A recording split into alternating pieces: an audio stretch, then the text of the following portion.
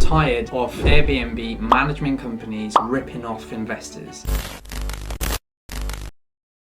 Guys, in today's video, I'll sit down first and walk you through some numbers, because look, if you're a new investor and you're trying to make the best app from getting your Airbnb, it could be a short-term rental, rent to service accommodation and short-term let, or you own that property and you turn it into a short-term rental using managing companies. Now, look, firstly, recently we're doing a luxury model 2-night stay, £450 a night, and it's £900 in total. Now, it's Friday and Saturday booking in an investment area which generally gets, let's say, £280 a night. You've got a super luxury property, which is, £450 per night. So you've got £900 for 2 nights. Now, what I want to sit down and really talk about some expenses that a lot of management companies don't really talk to you about, and how management companies are making more money than you are as a result of your property or super luxury property. So let's go through this. Here is what you need to know. 18% on Airbnb on that £900. Look, reality is most of the people get their bookings from Airbnb or booking.com. That's what management company do. 18% on Airbnb is £162 on fees on £900 booking. If it's from booking.com, they start on 15% commission.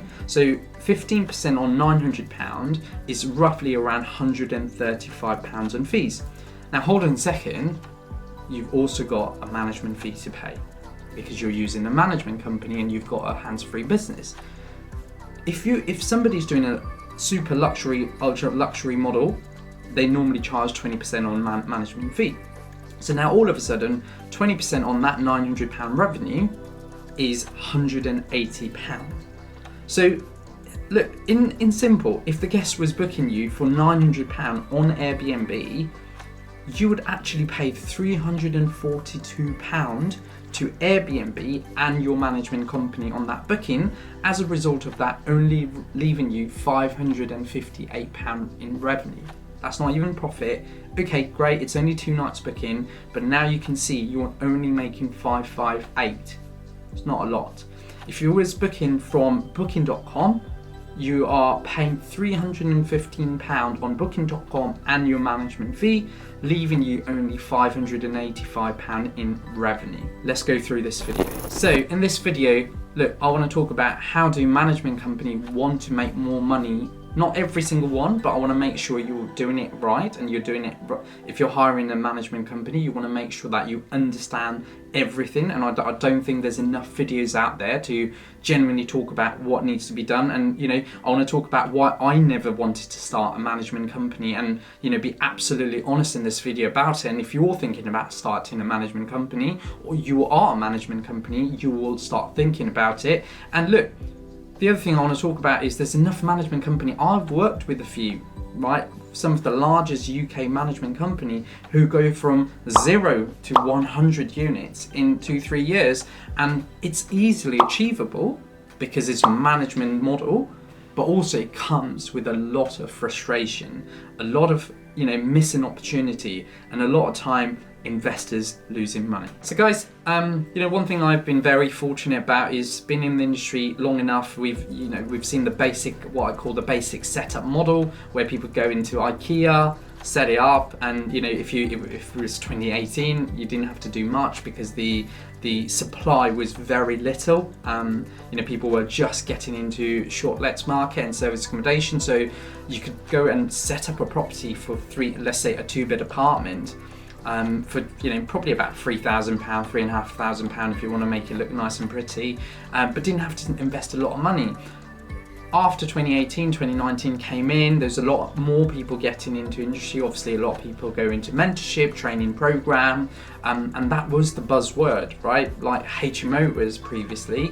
That was the buzzword, and a lot of people wanted to get into Airbnb business or service accommodation business. Now, then people started talking about, well, actually my unit needs to look a little bit better. So people started investing a little bit more luxury model, which is around, anywhere up to, I'd say £5,000, £5,500, and you can make that 2-bed apartment, we're just going with a rough estimation, would look nicer than your competition. Going to Airbnb, probably spending that much money, your unit would stand out.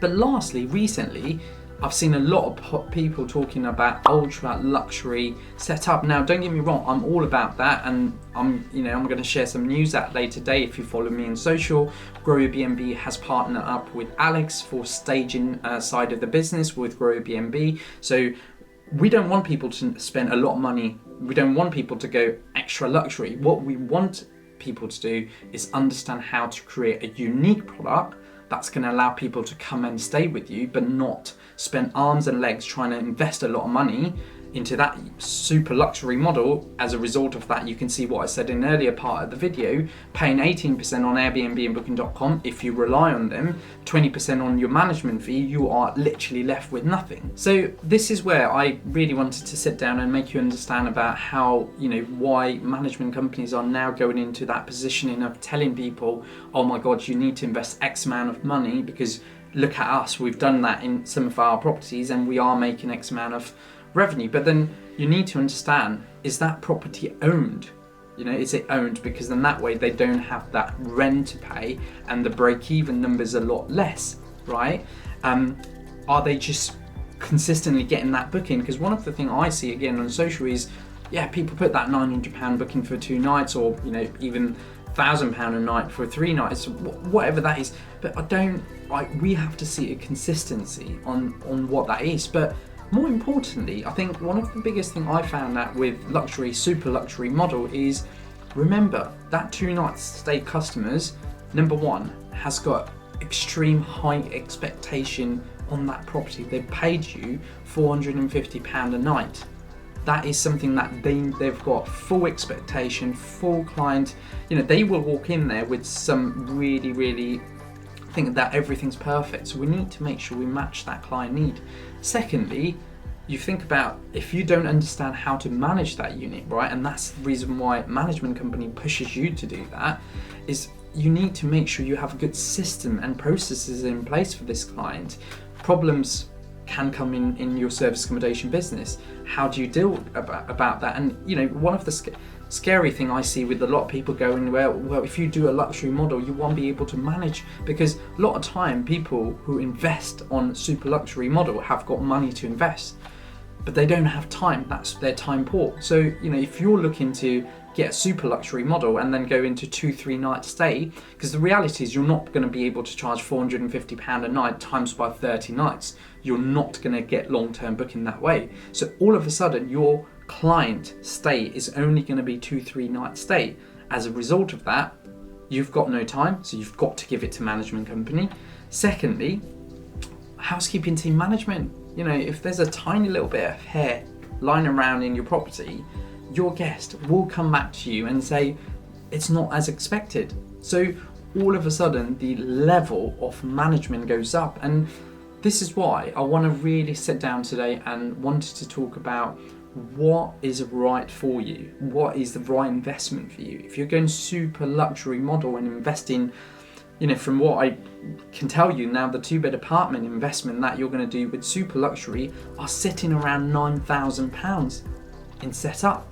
Now, if you're going super luxury and investing that kind of money, plus if you're doing a rent-to-rent model, you've got your rents, you've got your bills, you've got your deposit, or you might go with deposit scheme, but there's a lot of things to look at. Is that revenue going to be enough from what you can see right now?